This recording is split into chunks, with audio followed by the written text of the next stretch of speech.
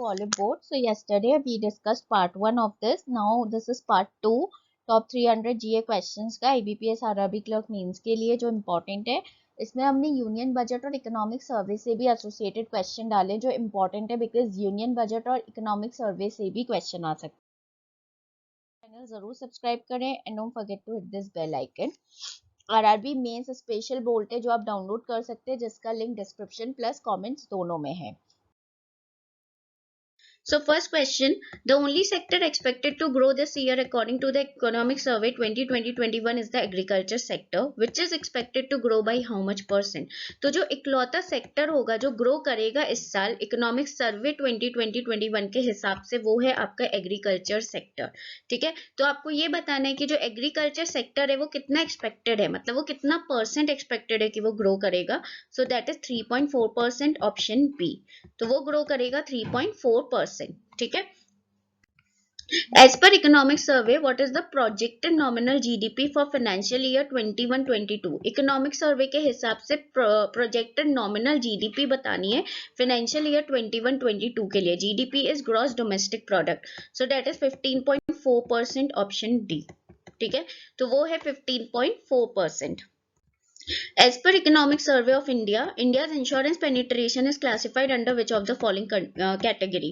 Economic Survey के हिसाब से इंडिया का जो इंश्योरेंस पेनिट्रेशन है वो क्लासिफाई करा हुआ है इनमें से किस कैटेगरी में, कि इंश्योरेंस पेनिट्रेशन क्या है, तो that is extremely low. So as per economic survey, India's insurance penetration is classified as extremely low, under extremely low category. ठीक है. Next is, recently the Economic Survey of India stated that India is to have a current account surplus of 2% of GDP in the financial year 2021. So financial year 2021 में Economic Survey के हिसाब से जो India का current account surplus है वो कितना % होगा GDP, मतलब वो 2% है of GDP, 2% of GDP. Okay. तो आपको बताना है which of the following statement best defines the term current account deficit. इनमें से कौन सा स्टेटमेंट है जो कि डिफाइन कर रहा है, बेस्ट डिफाइन कर रहा है करंट अकाउंट डेफिसिट को, which is CAD, that is current account deficit. So that is option A. It is a measurement of a country's trade where the value of goods and services it imports exceeds the value of the products it exports. ठीक है, तो आपको पता है trading क्या होती है. Trading का मतलब है एक्सपोर्ट और इंपोर्ट, कि हम अपने कंट्री में क्या चीज इंपोर्ट करा रहे हैं दैट इज इंपोर्ट, क्या एक्सपोर्ट हो रहा है दैट इज एक्सपोर्ट. तो जो गुड और सर्विसेज की जो वैल्यू होती है जो इंपोर्ट हो रही है वो ज्यादा हो जाती है, वो एक्सीड करती है एक्सपोर्ट की वैल्यू से, प्रोडक्ट के एक्सपोर्ट की वैल्यू से, तो वो होता है करंट अकाउंट डेफिसिट, जिसको हम शायद ट्रेड डेफिसिट भी बोलते हैं. राइट, हाँ, करंट अकाउंट डेफिसिट को ट्रेड डेफिसिट भी बोला जाता है. So option is the correct answer जो कि डिफाइन करता है CAD, करंट अकाउंट डेफिसिट को. Next is, according to economic survey, foreign reserves stood at how much as on 10 Jan 2020. आपको बताना है कि foreign reserves जो है वो कितनी है 10 Jan 2020, जो डेटा है 10 Jan 2020 तक, वहां तो foreign reserves आपको बतानी है. So that is $461.2 million. This is foreign reserves. ठीक है, as on 10th Jan 2020, $461.2 million. What is the theme of economic survey this year? Very very important question. आपको थीम बताना है इकोनॉमिक सर्वे का इस साल. themes are important. So that is saving lives and livelihoods, option 2. saving lives and livelihoods जो है वो इस साल का थीम है इकोनॉमिक सर्वे का, याद रखना. saving lives and livelihoods आप समझ सकते हैं कि कोविड पे पूरा बेस था, COVID-19 पेंडेमिक जो भी आपका आया था, तो वहां से आपको याद रहेगा. वेल्थ क्रिएशन जो होता है ये आई गेस आपका लास्ट ईयर का थीम था, wealth creation. India's real GDP is projected to record how much growth in financial year 21-22. India का जो रियल GDP है वो कितना प्रोजेक्ट करा गया है कि वो कितना प्रोजेक्ट करा है कि वो कितना ग्रो करेगा फाइनेंशियल ईयर 21-22 में. So that is 11%, option 1. GDP is gross domestic product, so option 1 is the correct answer, 11%. What kind of economic recovery is India having as per the economic survey 2021? ठीक है, तो graph के हिसाब से जो India का economic recovery है वो क्या है, इकोनॉमिक सर्वे के हिसाब से इंडिया का जो इकोनॉमिक रिकवरी है. ठीक है, तो ये भी इंपॉर्टेंट क्वेश्चन है, that is V shaped, option 5. तो इंडिया का जो इकोनॉमिक रिकवरी है वो that is V shaped. Next देखो, what is the wholesale price index WPI inflation in WPI inflation in financial year 2019-20 as per the economic survey. Economic survey के हिसाब से आपको WPI which is wholesale price index inflation बताना है financial year 2019-20 में। So that is 1.5%, option 1। ठीक है, कितना है? 1.5%। आपको फुल फॉर्म आ सकता है डब्ल्यूपीआई का, तो याद रखना इसको बोलते हैं हम wholesale price index. Next is, what is the consumer price index inflation in financial year 2019-20 as per the economic survey। economic survey के हिसाब से आपको CPI inflation बताना है financial year 2019-20 में, which is CPI क्या है? consumer price index, और WPI क्या है? wholesale price index। तो WPI याद रखना, WPI है 1.5%, कंफ्यूज मत होना, WPI is 1.5%। CPI अगर थोड़ा भी नंबर्स को क्रॉस वैसे करो तो दैट वुड बी 4.1%। तो CPI हो गया आपका 4.1%। A national rail plan has been prepared by Indian Railways for India। एक नेशनल रेल प्लान प्रिपेयर करा गया है इंडियन रेलवे ने इंडिया के लिए। The plan is to create future ready railway system by when. तो जो प्लान है वो future ready railway system create करेगा कब तक, कौन से ईयर तक? सो दैट इज 2030 तक। So the plans to create future ready railway system by 2030. Which company's IPO will be launched in 21-22 as part of government's disinvestment strategy। तो इनमें से कौन सी कंपनी का IPO, ठीक है, IPO यानी कि इनिशियल पब्लिक ऑफरिंग, उसको लॉन्च करा जाएगा 21-22 में एज पार्ट ऑफ किसके पार्ट के हिसाब से? As part of government disinvestment strategy. Government का जो डिसइन्वेस्टमेंट स्ट्रैटेजी है उसके पार्ट में ये करा जाएगा। ठीक है, so that is LIC, option C. LIC is life insurance corporation, और LIC का हेडक्वार्टर याद रखना, इट इज इन मुंबई। ठीक है, नेक्स्ट देखो, as per union budget 2021 the fiscal deficit is estimated to be how much % of GDP। Union budget 21 के हिसाब से जो फिस्कल डेफिसिट है उसको कितना एस्टिमेट करा जा रहा है, मतलब कितना % GDP का एक्सपेक्ट करा जा रहा है? So that is 9.5%, option 1। So fiscal deficit is estimated to be 9.5% of GDP. ठीक है, Union budget for 2021 announced an increase in foreign direct investment limit in insurance from 49% to how much। जो union budget है उसने announce करा है कि FDI foreign direct investment limit में insurance की जो इंक्रीज है वो कितना हो गया है, मतलब पहले 49% था, अब कितना हो गया है? सो टू 74%, ऑप्शन 4। ठीक है, तो जो FDI लिमिट है, फॉरेन डायरेक्ट इन्वेस्टमेंट लिमिट है इंश्योरेंस में, वो 49% से 74 हो गया है। तो याद रखना किससे कितना इंक्रीज हुआ है, लाइक 49% भी याद रखना और 74% भी, और किस में? इंश्योरेंस सेक्टर में। ठीक है, finance minister Nirmala Sitharaman proposes to set up an ARC for NPA management. तो फाइनेंस मिनिस्टर निर्मला सीतारमन ने बजट में बोला है कि एक ARC सेटअप होगी NPA मैनेजमेंट के लिए। तो आपको बताना है what does R refers to in ARC। ARC में R क्या होता है, what does R refers to? So R is reconstruction, option 3। और ARC का पूरा फुल फॉर्म होता है एसेट रिकंस्ट्रक्शन कंपनी, और NPA होता है नॉन परफॉर्मिंग एसेट्स। ठीक है, सो NPA से लड़ने के लिए, NPA को वो करने के लिए, काबू में करने के लिए ARC को सेटअप करा जाएगा, NPA को मैनेज करने के लिए, बेसिकली नॉट लड़ने के लिए, sorry. Now next is, what is the disinvestment target for financial year 2022। ठीक है, कितना डिसइन्वेस्टमेंट टारगेट है फाइनेंशियल ईयर 22 के लिए? So that is 1.75 lakh crore. This is the disinvestment target, याद रखना, फाइनेंशियल ईयर 22 के लिए 1.75 लाख करोड़। ये क्वेश्चन बहुत बहुत ज्यादा इंपॉर्टेंट है। नेक्स्ट देखो, finance minister Nirmala Sitharaman announce to protect home from double taxation in union budget 2021। Union budget 2021 में फाइनेंस मिनिस्टर निर्मला सीतारमन ने अनाउंस करा है कि डबल टैक्सेशन से किसको फाइनली प्रोटेक्शन मिलेगी, मतलब डबल टैक्सेशन नहीं करना पड़ेगा, डबल टैक्स नहीं भरना पड़ेगा। So those are NRIs। ठीक है, NRIs को नहीं करना पड़ेगा। So option 3 is the correct answer. How many सैनिक schools will be set up in partnership with private schools, NGOs and states। कितने सैनिक schools को सेटअप करा जाएगा प्राइवेट schools, NGO और states के साथ पार्टनरशिप करके? So there are total 100 को, करीब 100 सैनिक schools को सेटअप करा जाएगा। Now next is Finance Minister Nirmala Sitharaman announced setting up of a DFI. What does F refers to in DFI? Finance Minister Nirmala Sitharaman ने announce करा है setting up of what DFI. तो आपको बताना है F क्या होता है DFI में. So F होता है financial. Option 1 F is financial और DFI का पूरा फुल फॉर्म होता है development financial institution. This is DFI, development financial institution. As per budget, the government aims to reach fiscal deficit below 4.5% by when?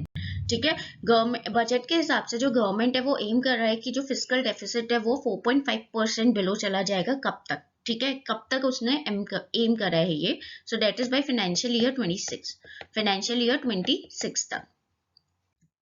What is the age limit for senior citizens who are abolished from the need to file IT returns?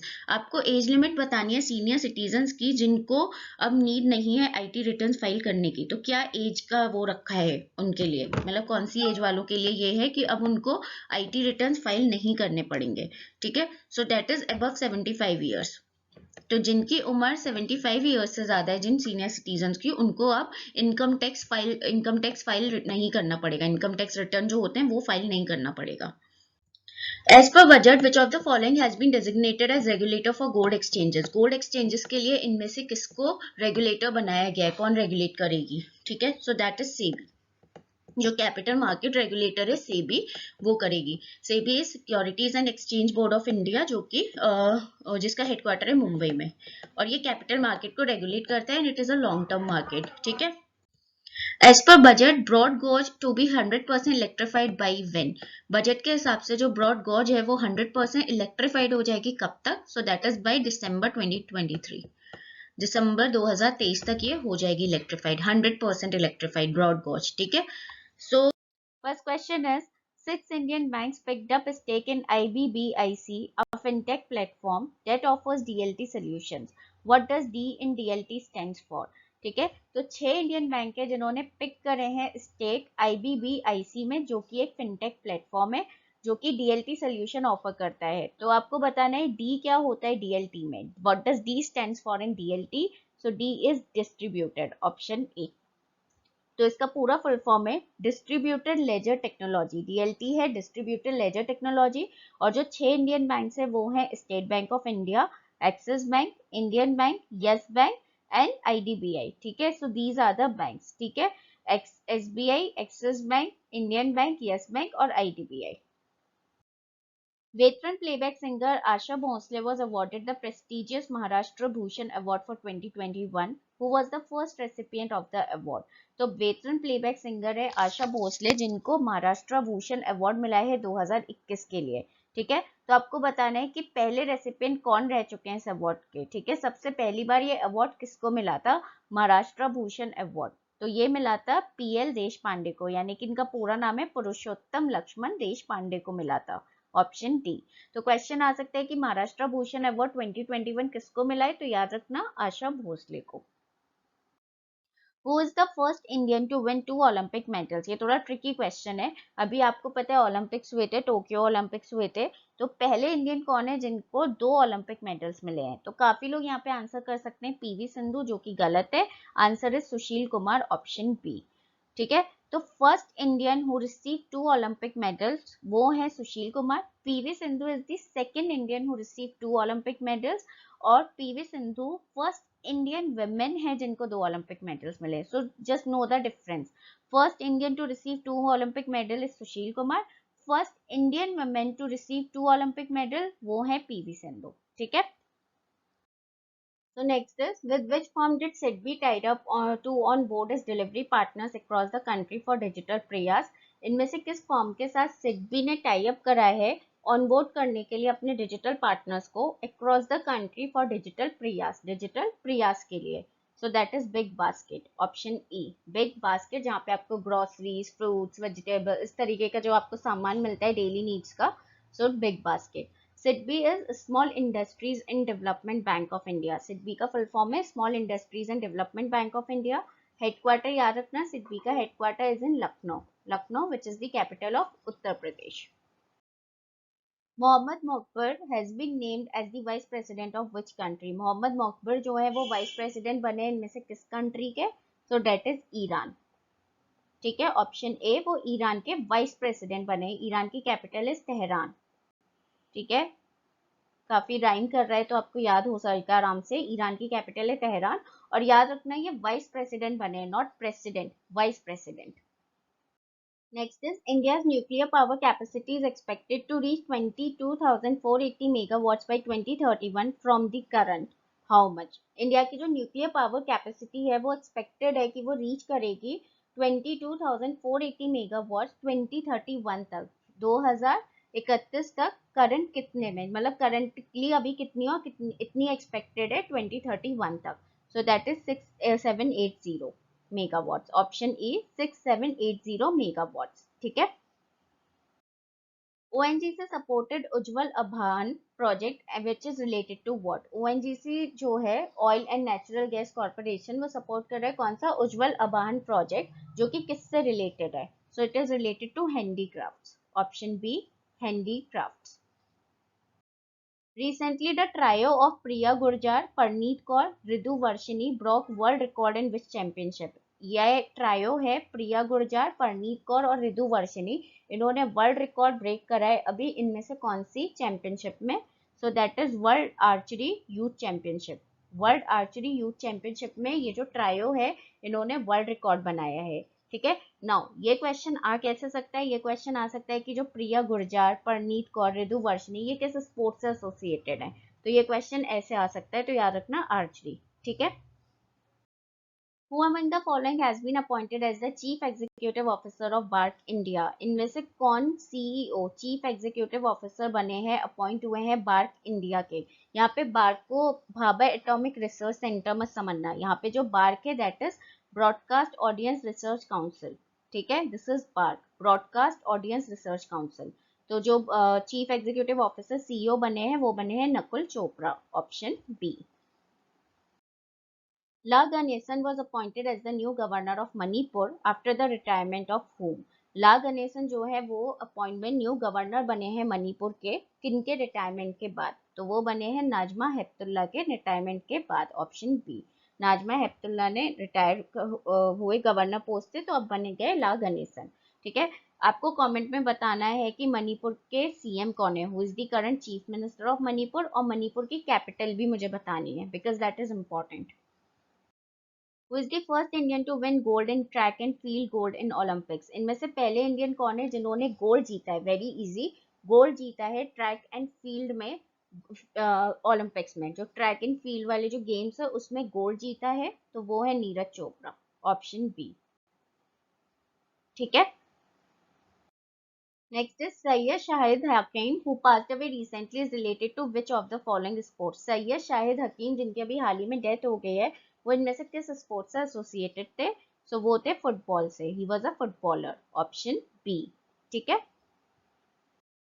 Shelly Singh has won the silver medal at World Athletics Under 20 Championship Nairobi in what? Shelly Singh ने silver medal जीता है world athletics under 20 championship जो कि Nairobi में हुई थी, Nairobi which is the capital of Kenya.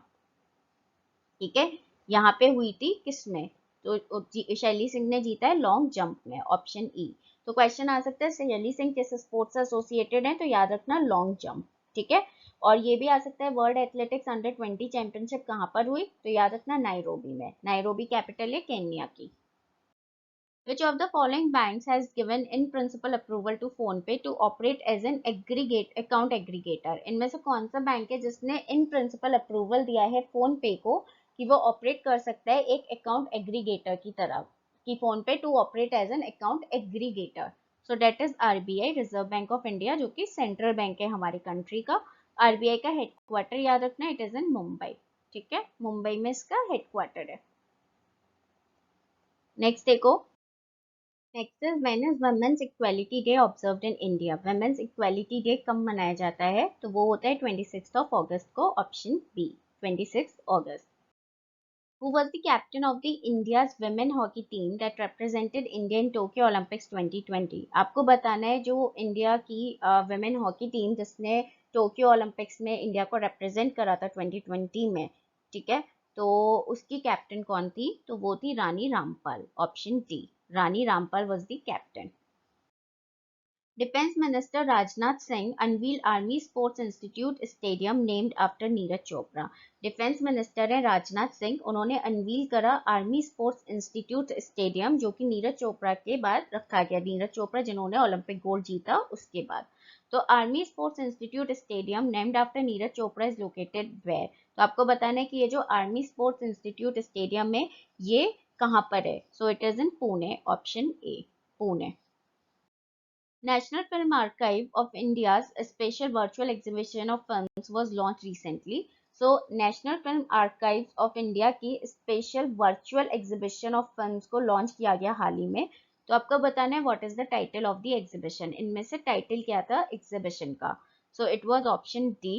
ठीक है, Chitranjali at 75 a platinum panorama. ठीक है, Chitranjali at 75 a platinum panorama. ये थीम था, मतलब ये टाइटल था एग्जीबिशन का. Which one of the following companies has robbed in Tokyo Olympic silver medalist Mirabai Chanu for its Stay in Play campaign? इनमें से कौन सी कंपनी है जिसने रोप कराया है basically Tokyo Olympic silver medallist, जिन्होंने टोक्यो ओलंपिक में सिल्वर मेडल जीता है, मीराबाई चानू ने अपने स्टे इन प्ले कैंपेन के लिए. So that is Adidas. Option B. तो वो है एडिडास. और याद रखना किस कैंपेन के लिए, स्टे इन प्ले. ठीक है. State Bank of India has opened a floating ATM on a houseboat at where? State Bank of India SBI ने एक floating ATM open करा है houseboat पे, कहाँ पे? So it is Dal lake. ठीक है, जो कि श्रीनगर में Dal lake State Bank of India ने करा है. ठीक है, ATM हाउसबोट पे at Dal lake. According to Coursera's 2021 Global Skills Report, which one of the following represents the position of India in data skills in Asia? जो कोर्सेरा होता है, आपने सुना होगा कोर्सेरा के बारे में. तो कोर्सेरा की 2021 ग्लोबल स्किल्स रिपोर्ट के हिसाब से इनमें से इंडिया का पोजीशन आपको बताना है एशिया में. ठीक है, which of the following represent the position of India in Asia. और किस में बताना है ये, डेटा स्किल्स में. You have to tell in data skills. So the answer is 16, यानी कि इंडिया का जो पोजीशन है that is 16. So according to Coursera's 2021 Global Skills Report, the country ranks 67 globally in data skills. ठीक है, जो इंडिया है उसका रैंक 67 तो है ग्लोबली. ठीक है, अगर हम globally all over the world देखें देन दैट इज 67. और अगर हम एशिया की बात करें तो इंडिया रैंक 16. एशिया की बात करें तो इंडिया का rank is 16 below Singapore and Japan, जो कि सिंगापुर और जापान से नीचे है, but above Thailand and Philippines, पर थाईलैंड और फिलीपींस के ऊपर है. India's digital skill proficiency stood at 38%. India का जो डिजिटल स्किल प्रोफिशिएंसी है वो कितने पे है, at 38%. Globally India ranks 55th in skills and 66th in technology and data science.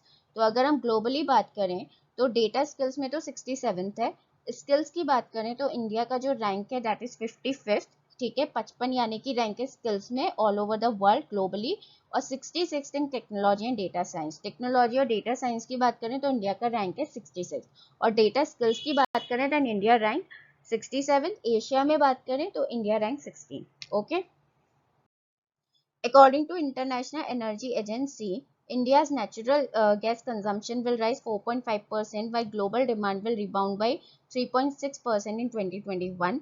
Where is the headquarter of IEA located? International energy agency की report के हिसाब से, दैट इज आईईए की रिपोर्ट के हिसाब से, इंडिया का जो नेचुरल गैस कंजम्पशन है वो तो राइज करेगा 4.5%, जबकि जो ग्लोबल डिमांड है वो आपकी रिबाउंड हो जाएगी बाय 3.5%. मतलब नेचुरल गैस कंजम्पशन तो राइज करेगा 4.5%, बट ग्लोबल डिमांड कम हो, मतलब ग्लोबल डिमांड जो है वो 3.6% ही होगी इन 2021 में.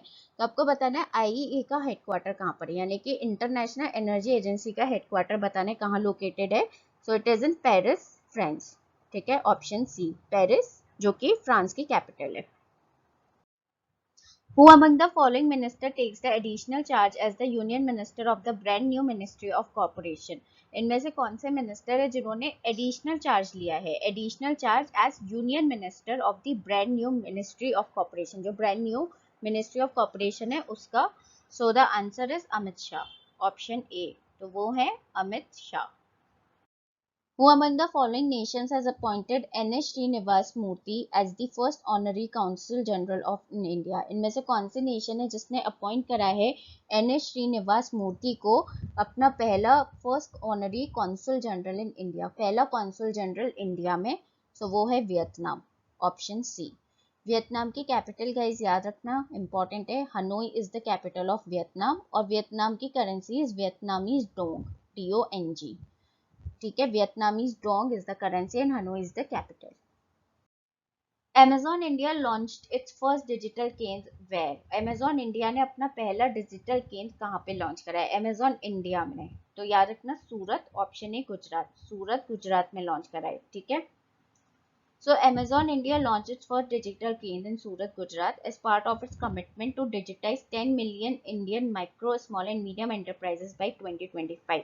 तो ये डिजिटल केंद्र क्यों करा है? क्योंकि Amazon ने कमिट करा है कि वो डिजिटाइज करेंगे 10 मिलियन इंडियन MSME को, यानी कि micro small and medium enterprises को by 2025, by 2025। So guys this is very important, ये क्वेश्चन आ सकता है, very important. Next is DRDO, which is Development Research, Defense Research and Development Organization. It has recently test fired and has 120 caliber Pinaka rockets at integrated test range in Chandipur, Orissa. What is the target distance the rockets can reach now? तो DRDO ने test fire करा है कि it has 122 mm का calibre Pinaka rockets, integrated test range कहाँ पे? चंडीपुर, उड़ीसा में। तो आपको बताना है टारगेट डिस्टेंस क्या है rocket, what is the target distance the rocket can reach now, जो रॉकेट कितना डिस्टेंस टारगेट कर सकता है बेसिकली आपको ये बताना है। सो दैट इज 45 किलोमीटर, यानी कि 45 kilometre, option E. What is the theme of this year's International Day Against Drug Abuse and Illicit Trafficking? ठीक है, आपको बताना है इस साल का जो international day against drug abuse and illicit trafficking हुआ था, इसका थीम क्या है? So the answer is option B, share drug facts to save lives. This is the theme, share drug facts to save lives. और ये होता कब है? ये हर साल 26 जून को होता है, याद रखना। International day against drug abuse and illicited trafficking ये 26 जून को होता है। So next is recently Bandaru Dattatraya took oath as what governor of the state of Haryana। हाल ही में बंदारू दत्तात्रेय जो है वो गवर्नर बने हैं हरियाणा के। तो आपको बताना है वो कौन से गवर्नर बने हरियाणा के। So he became the 18th governor of Haryana, वो 18th गवर्नर बने हरियाणा के बंदारू दत्तात्रेय। आपको ये बताना है कमेंट्स में कि who is the current chief minister of Haryana, current chief minister कौन है हरियाणा के। ठीक है, so next is IFSCA set up an expert group to suggest a wrong map for our longevity finance hub. Who among the following is or are the chairman? ठीक है, आपको बताना है कि IFSCA ने सेटअप करा है एक एक्सपर्ट ग्रुप जिसमें वो सजेस्ट करेंगे road map longevity finance hub के लिए। ठीक है, तो आपको बताना है इनमें से कौन चेयरमैन है। वो अमंग द फॉलोइंग इज और आर, एक भी हो सकते हो, दो भी हो सकते हैं। So answer is option D, both 1 and 2, यानी कि काकू नखाटे और गोपालन श्रीनिवासन, ये दोनों ही चेयरमैन हैं। ठीक है, IFSCA का full form is international financial services centres authority. ठीक है, this is the full form, international financial services centres authority. उनको भी आपको प्रोवाइड करा रहे हैं मल्टीपल क्वेश्चंस की वीडियोस को, तो उनको जरूर देखिएगा, आपके मेंस एग्जाम के लिए इंपॉर्टेंट है। सो पहला question, Google announced its second Google Cloud region in which of the following places in India? So Google ने अपना सेकेंड गूगल क्लाउड रीजन जो अनाउंस करा है वो कौन सी प्लेस में करा है इंडिया की? ठीक है, in which of the following places of India? So that is Delhi NCR, option B. तो गूगल ने अनाउंस करा है दिल्ली NCR में। और ये भी आ सकता है डेफिनेटली कि मॉन्क फ्रूट क्या है?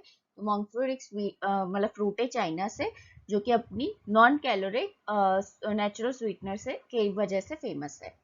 नेक्स्ट देखो, according to a recent WWF UNEP report, what percent of India's tiger ranges outside protected areas?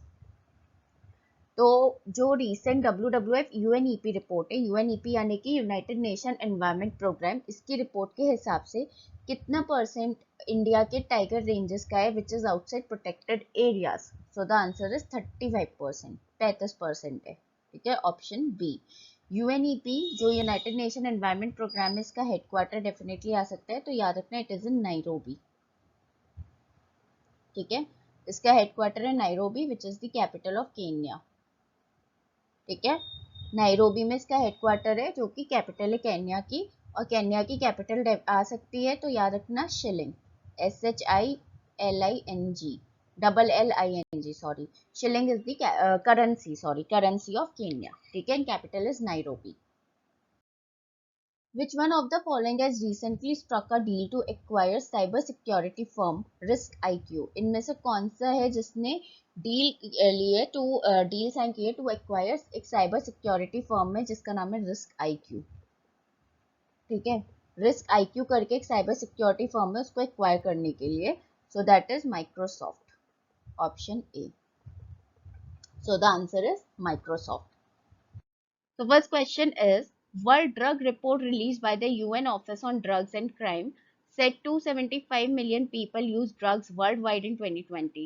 Where is UNODC headquartered? So World Drug Report जो कि UN Office ने रिलीज की है on drugs and crime which is UNODC, उसने बोला है कि 275 million people हैं जो कि ड्रग्स यूज करते हैं वर्ल्ड वाइड इन 2020. 2020 में देखा जाए तो 275 million people globally world wide they use drugs.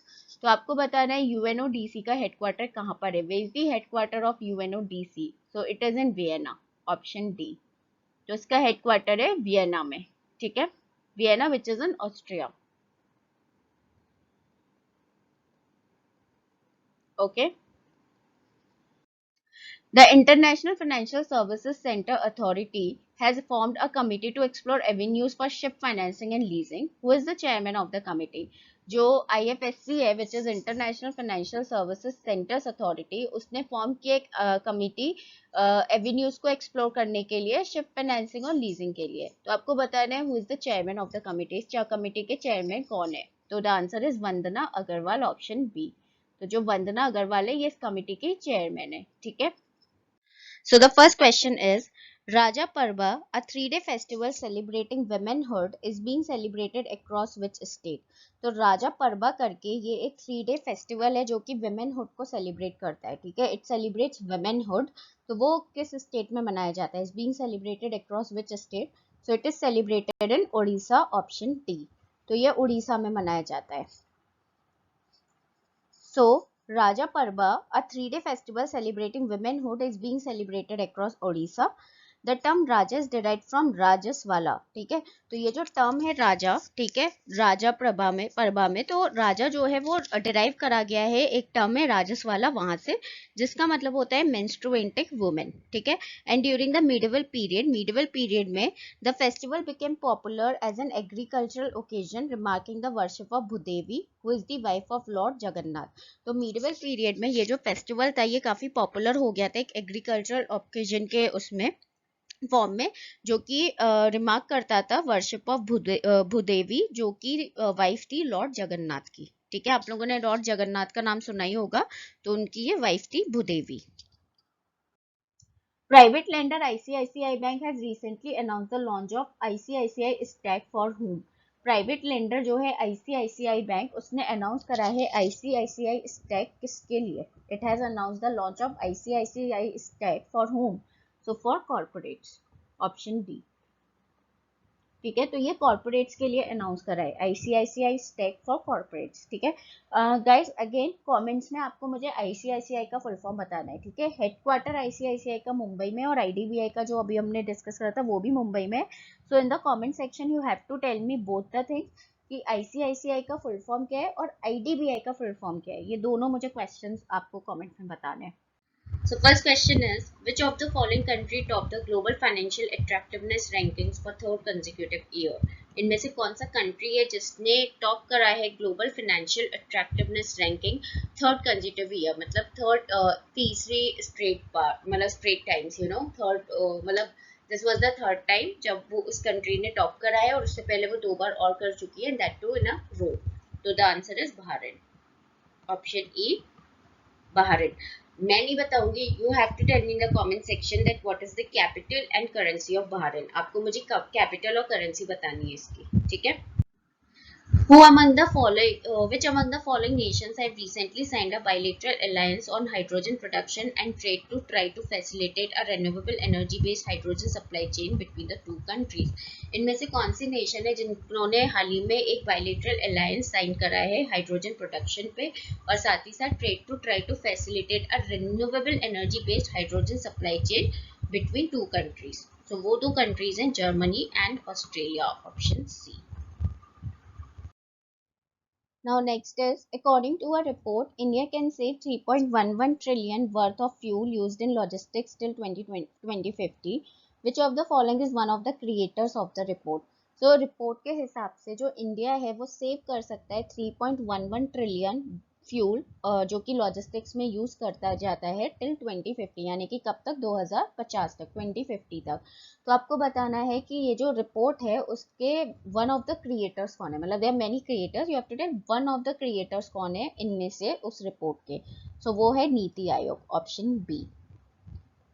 Guys याद रखना, नीति आयोग को पहले प्लानिंग कमीशन बोला जाता था, ठीक है। तो नीति आयोग को पहले प्लानिंग कमीशन, आई गेस 2015 में नीति आयोग पड़ा, मतलब just tell me in the comment section if I am wrong about the year, but I guess 2015 था।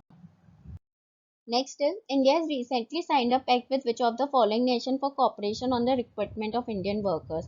इंडिया ने किसके साथ पैक्ट साइन करा है, किस नेशन के साथ, for the cooperation on recruitment of Indian workers? So that is Kuwait, option A. Kuwait की capital is Kuwait city, easy one. Currency is Kuwaiti dinar, so dinar is the capital, sorry, currency of Kuwait.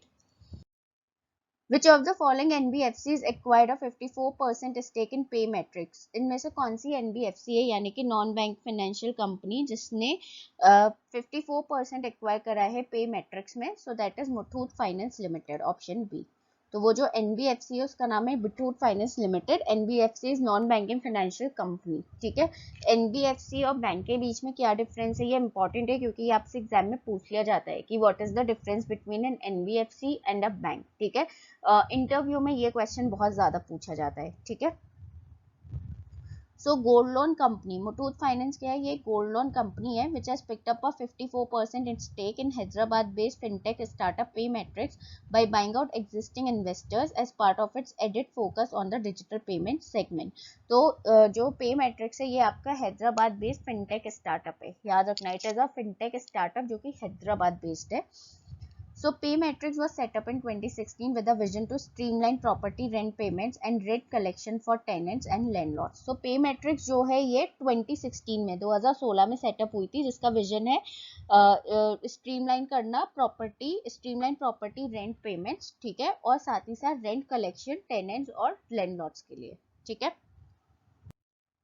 Who among the following has been appointed as the brand ambassador of OnePlus wearables? ठीक है, OnePlus wearables होते हैं like OnePlus smart watch हो गए, इस तरीके के, अभी मैं आपको बताऊंगी। तो इनमें से कौन है जो OnePlus wearables के ब्रांड एम्बेसडर बने? याद रखना wearables, ठीक है, यहाँ पे वर्ड इज wearables। तो वो बने हैं जसप्रीत बुमराह, जसप्रीत बुमराह जो कि क्रिकेटर है, ठीक है, ऑप्शन सी। तो क्रिकेटर जसप्रीत बुमराह जो है वो ब्रांड एम्बेसडर बने हैं OnePlus wearables के। When was International Widows Day celebrated for the first time? International Widows Day पहली बार कब celebrate करा गया था? So it was celebrated in 2011. Option A, यानी कि 2011 में celebrate करा गया था पहली बार International Widows Day. So, June 23rd has been observed as International Widows Day since 2011 to draw attention to the voices of widows, highlight the problem they face and galvanize the support they need. तो जून 23rd को मनाया जाता है international widows day, और ये क्यों मनाया जाता है, ये 2011 से मनाते हुए आ रहे हैं। किस चीज पर अटेंशन ड्रॉ करने के लिए? बेसिकली जो द वॉइसेस ऑफ विडोज, उनकी प्रॉब्लम जो वो प्रॉब्लम फेस करते हैं उस पे, ठीक है, and to galvanise support that they need, ठीक है। तो इस चीज के लिए ये दिन को मनाया जाता है। The first international widow day took place in 2005। जो पहला इंटरनेशनल विडो डे था वो 2005 में हुआ था, ठीक है। It was formally adopted as international widows day by UN in 2010, the 6th edition. तो ये जो फॉर्मली अडॉप्ट हुआ था as international widow day by UN, United Nation ने जो फॉर्मली इसको अडॉप्ट करा था वो 2010 में करा था, ठीक है। The day was establish by the Loomba foundation, और ये जो डे था वो किसने एस्टेब्लिश करा था? ये डे एस्टेब्लिश करा था लूम्बा फाउंडेशन ने। तो आ सकता है कि ये किसने एस्टेब्लिश करा, तो याद रखना, it was established by Loomba foundation. Who won the French Grand Prix in 2021? आपको बताना है फ्रेंच ग्रैंड प्रिक्स 2021 किसने जीता है। एक ग्रैंड प्रिक्स से आपका डेफिनेटली क्वेश्चन आ जाता है, तो वो जीता है मैक्स वर्स्टापेन ने, मैक्स वर्स्टापेन ने, ठीक है। फ्रेंच ग्रैंड प्रिक्स 2021 और किसको हरा के जीता है, ये क्वेश्चन आ सकता है कि कौन डिफीट मतलब कौन रनर अप मतलब किसको डिफीट करके जीता है, तो वो याद रखना लुइस हैमिल्टन, तो लुइस हैमिल्टन को हरा के जीता है, ठीक है। तो जनरली ऐसा होता है कि आपका मतलब जो क्वेश्चन है वो इस तरीके से आ जाता है कि वन भी आ सकता है और डिफीट, तो ये दोनों चीज याद रखना, और ग्रैंड प्रिक्स से एक क्वेश्चन आ ही जाता है एग्जाम में। सो पहला क्वेश्चन है, which of the following state government recently launched knowledge economy mission to boost job prospects? So इनमें से कौन सी स्टेट गवर्नमेंट है जिसने हाल ही में लॉन्च करा है knowledge economy mission job prospects को बूस्ट करने के लिए, मतलब ज्यादा से ज्यादा जॉब्स के लिए, ज्यादा से ज्यादा जॉब्स मार्केट में आए उसके लिए ये करा है knowledge economy mission. So the answer is Kerala, option C. So it is done by the Kerala government. And very easy question, आपको पता ही होगा कि आरबीआई का जो हेडक्वार्टर है it is in Mumbai. Which of the following entities partner together to launch step up credit card? इनमें से कौन सी एंटिटीज हैं जिन्हें पार्टनर करा है एक साथ स्टेप अप क्रेडिट कार्ड को लॉन्च करने के लिए? सो the answer is both 2 and 3, ठीक है। यानी कि एसबीएम एंड पैसा बाजार इन दोनों ने मिलके पार्टनर करा है, और इन लोगों ने मिलके क्या लॉन्च करा है? Step up credit card. I tell you what is it, ठीक है। ये क्वेश्चन आपके एक 2020 के मेंस में आया था, मुझे अभी याद नहीं आ रहा कि कौन सा मेंस था, पर एक के मेंस में जीए में ये क्वेश्चन आया था कि what is the full form of SBM. जो एसबीएम बैंक है उसका फुल फॉर्म आ गया था कि ये कहाँ का बैंक है। So SBM is State Bank of Mauritius, तो ये जो बैंक है वो मॉरिशियस का है, स्टेट बैंक ऑफ मॉरिशियस, ठीक है। So next question is, which of the following vaccine is the first mRNA jab to get the emergency use not in India? इनमें से कौन सी वैक्सीन है जो कि पहली mRNA जैब बनी है जिसको इमरजेंसी यूज के लिए एक टाइप से एग्री कर दिया गया है, एक टाइप से मतलब उसको मतलब परमिशन मिल गई है इंडिया में यूज करने के लिए, इमरजेंसी यूज के लिए। So that is Moderna, option E. Moderna जो आपकी यूएस की वैक्सीन है, right. Pfizer Moderna they both are US vaccine, ठीक है। और जैब का मतलब होता है डोज, ठीक है, vaccine shot, that is called jab, dose मिलना वैक्सीन का। Recently, which of the following social media has appointed American Jeremy Kessel as the new grievance officer for India? इनमें से कौन सा सोशल मीडिया प्लेटफॉर्म है जिसने अपॉइंट करा है अमेरिकन जेरेमी कैसल को न्यू ग्रीवेंस ऑफिसर इंडिया का लिए? ग्रीवेंस यानी कि जो आपकी ग्रीवेंसेस, आपकी प्रॉब्लम्स को सॉल्व करते हैं, that is called grievance officer. जैसे कि बैंकिंग ऑम्बुड्समैन होते हैं, उनको भी आप ग्रीवेंस ऑफिसर बोल सकते हैं because they solve your problem, they solve your issues, so that is called grievance officer, ठीक है। So the answer is Twitter, option D, ठीक है। तो the answer is Twitter, social media platform Twitter ने करा है, ठीक है। ये भी आ सकता है कि जेरेमी कैसल कहाँ से है, तो याद रखना अमेरिका से, ठीक है। किस चीज के लिए अपॉइंट करा है वो भी आ सकता है, तो याद रखना grievance officer. Which of the following SFB has partnered with digital lender LoanTap to provide personal loans to salaried professionals? इनमें से कौन सा SFB है, यानी कि स्मॉल फाइनेंस बैंक, ठीक है। स्मॉल फाइनेंस बैंक को शॉर्ट में SFB भी बोला जाता है, जिसने पार्टनर करा है डिजिटल लेंडर LoanTap के साथ पर्सनल लोन्स प्रोवाइड करने के लिए टू सैलरीड प्रोफेशनल। जो सैलरीड प्रोफेशनल्स हैं उनको पर्सनल लोन्स प्रोवाइड करने के लिए। सो the answer is Ujjivan small finance bank, option E. Again आप समझ जाइए कि मैं आपको क्या पूछने वाली हूँ, मैं पूछने वाली हूँ कि उज्जीवन स्मॉल फाइनेंस बैंक का हेडक्वार्टर कहाँ पर है। Guys remember, small finance bank and payment banks, इनके हेडक्वार्टर अच्छे से देख लेना। So, Ujjivan Small Finance Bank has partnered with digital lender LoanTap to provide personal loans to salaried professionals. Okay, this is part of Ujjivan Small Finance Bank's application programming interface banking initiative. तो ये जो part है ना जिसमें salaried professionals को personal loan दिए जाएंगे, ये उज्जीवन स्मॉल फाइनेंस बैंक के application programming interface banking initiative का पार्ट है, ठीक है। जो कमेंट्स में आपको पता है क्या बताना है, where is the headquarter of Ujjivan small finance bank. When will India's first indigenous aircraft carrier INS Vikrant be commissioned? ठीक है, इंडिया का पहला इंडिजीनियस एयरक्राफ्ट कैरियर जिसका नाम है INS विक्रांत, वो कब कमीशन होगा? तो वो होगा 2022 में, यानी कि 2022 में, ठीक है। सो आईएसी होता है, आईएसी का शॉर्ट में आईएसी बोलते हैं, और इसका पूरा फुल फॉर्म होता है इंडिजीनियस एयरक्राफ्ट कैरियर, ठीक है। और इसका नाम है INS विक्रांत। तो क्वेश्चन ये आ सकता है कि इंडिजीनियस एयरक्राफ्ट कैरियर है उसका जो 2022 में कमीशन होगा उसका नाम क्या है, तो याद रखना it is INS Vikrant. Next is TCS opened its first European Innovation Center in which? place. TCS ने that is Tata Consultancy Service which is a private sector company, इसने अपना पहला यूरोपियन इनोवेशन सेंटर कहाँ पे खोला है, तो वो खोला है Amsterdam which is in Netherlands. Amsterdam is the capital of Netherlands. ठीक है. Health is something very important. ठीक है, उससे पहले अपनी जान लो, कुछ करो, उससे अच्छा है कि पहले से उस चीज को डिस्कस करो. So it's better to always talk to someone who is really close to you. ठीक है. नेक्स्ट देखो, when is the under 17 women's world cup to be held in India. Under 17 women's world cup कब होगा India में? So that will take place in October 2022. अक्टूबर 2022 में होगा under 17 women's world cup. Very important. ये जितने भी ये जो वेन्यू होते हैं ना कि कौन सा होस्ट कंट्री है, ये सब बहुत पूछे जाते हैं एग्जाम में, तो याद रखना. ठीक है. So India were earlier scheduled to host 2020 Under 17 World Cup, but it was postponed to 2021 before being cancelled due to COVID-19 pandemic. तो पहले इंडिया 2020 वर्ल्ड कप होस्ट कर रहा था, बट कोविड के चक्कर में फिर उसको पोस्टपोन कर दिया 2021 में, फिर उसको प्रॉपरली ही कैंसिल करके अब अक्टूबर 2022 कर दिया है. FIFA council also approve the tournament dates for the women's world cup Australia and न्यूजीलैंड 2023 from July 20 to August 2023. FIFA council ने साथ ही में जो टूर्नामेंट दी हैं वुमेन्स वर्ल्ड कप की, वो ऑस्ट्रेलिया और न्यूजीलैंड के लिए दे दी है 2023 फ्रॉम जुलाई 20 टू अगस्त 2023. ठीक है. तो अभी आप याद रखना कि 2022 में इंडिया होस्ट कर रहा है अक्टूबर में. ठीक है. Who launched the Vision Life Income Plus plan that will provide customer with the comfort of a guaranteed regular income for up to 30 years? इनमें से किसने लॉन्च करा है vision life income plus plan, जो कि कस्टमर को एक comfort देगा जिसमें उनको एक गारंटी रेगुलर इनकम मिलेगी फॉर अप टू 30 इयर्स तक, फॉर अप टू 30 इयर्स. तो that is Aditya Birla sun life insurance, option C. तो वो करा है Aditya Birla sun life insurance ने.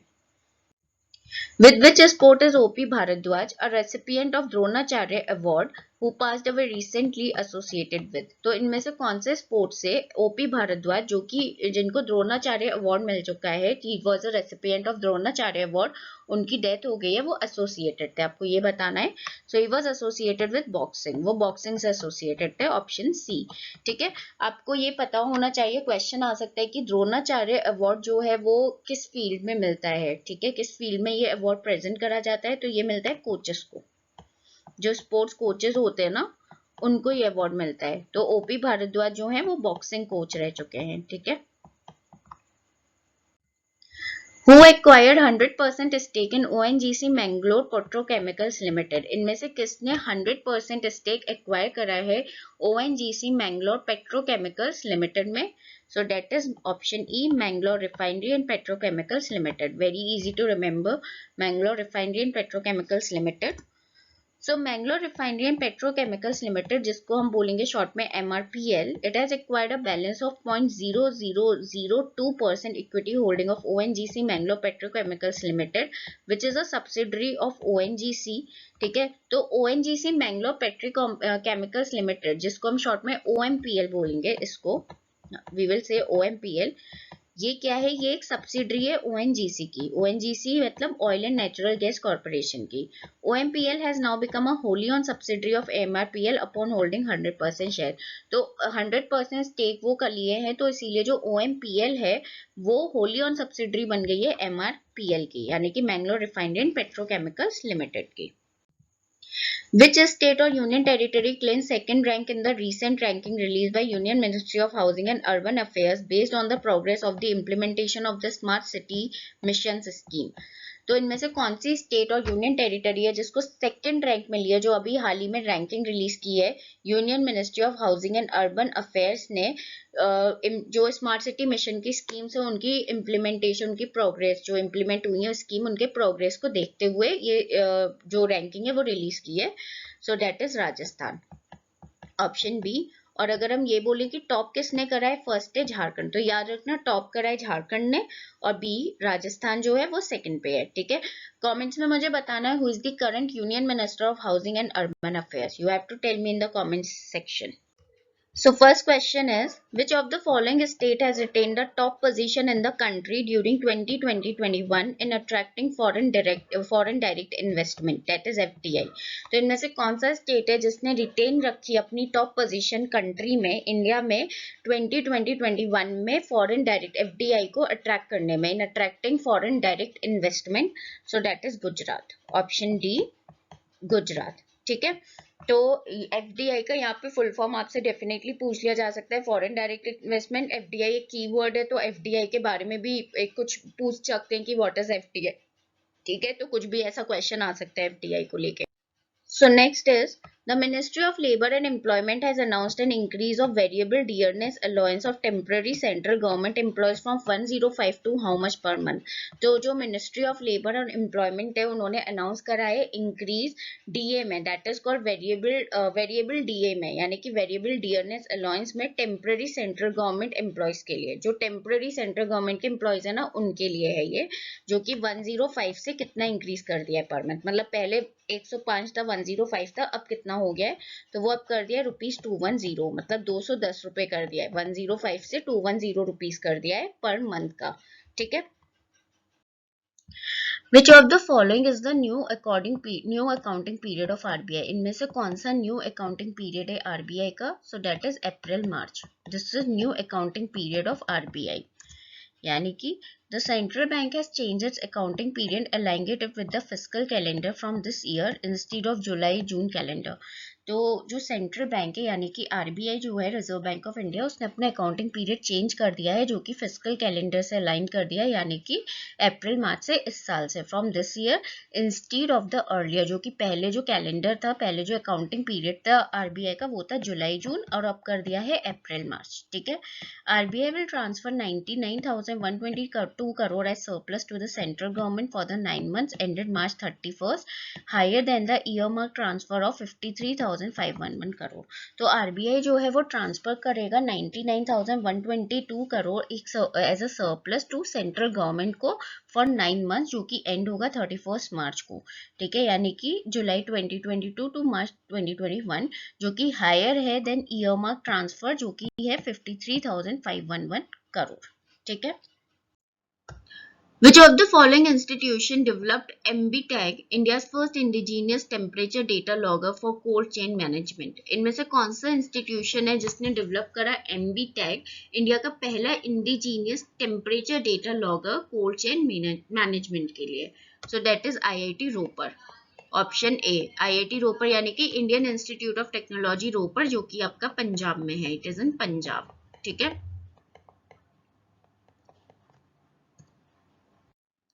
Defense Secretary has recently launched DG NCC Mobile Training App 2.0. Who is the Defense Secretary of India? Defense Secretary ने हाल ही में launch करा है DG NCC Mobile Training App 2.0. तो आपको बताना है इंडिया के डिफेंस सेक्रेटरी कौन है, who is the current Defense Secretary of India? तो वो है Ajay Kumar.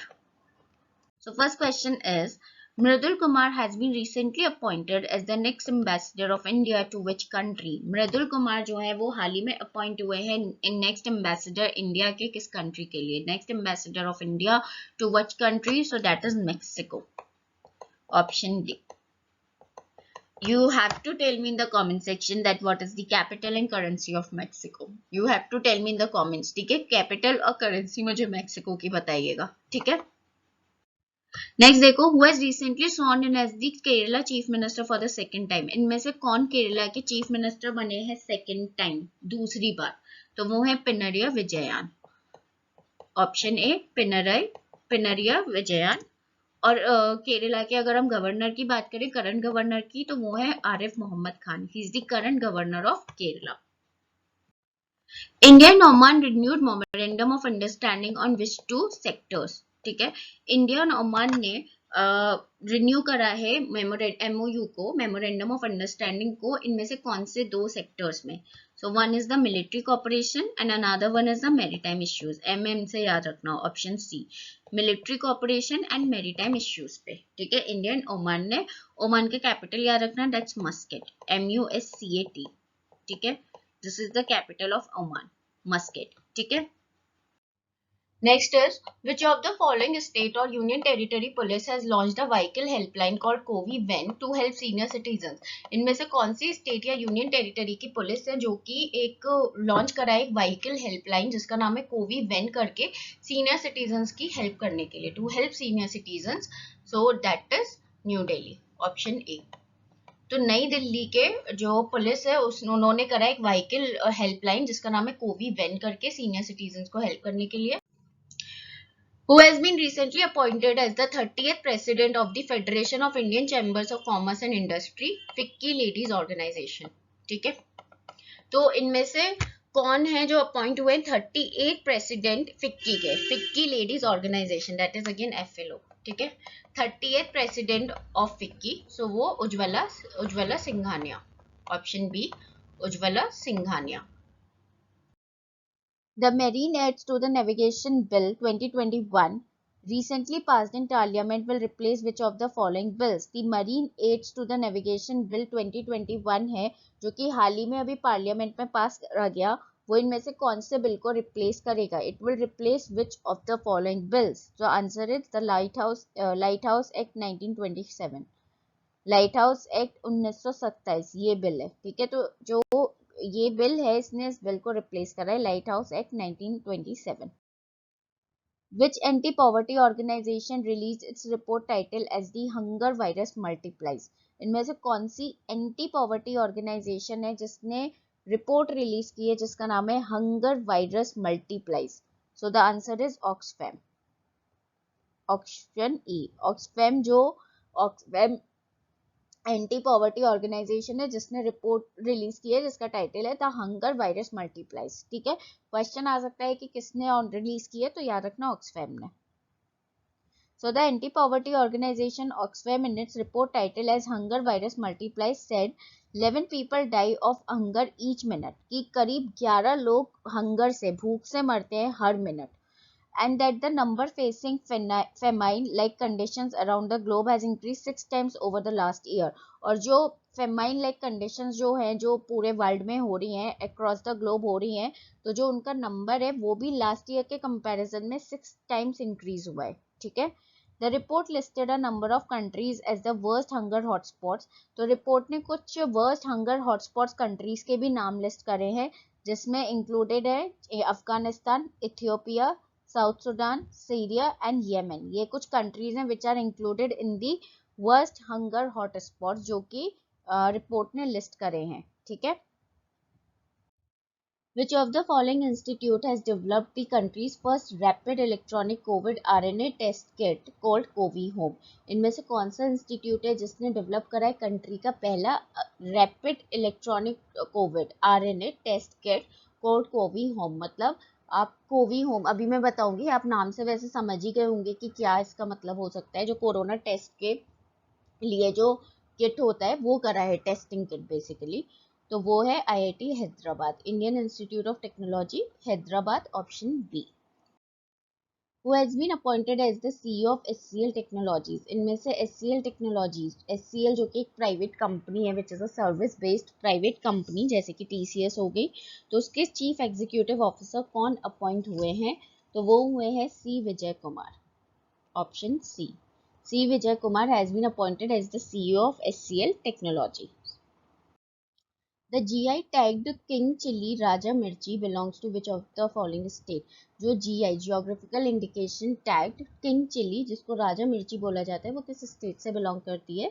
So it belongs to Nagaland, option D. Nagaland से बिलोंग करती है.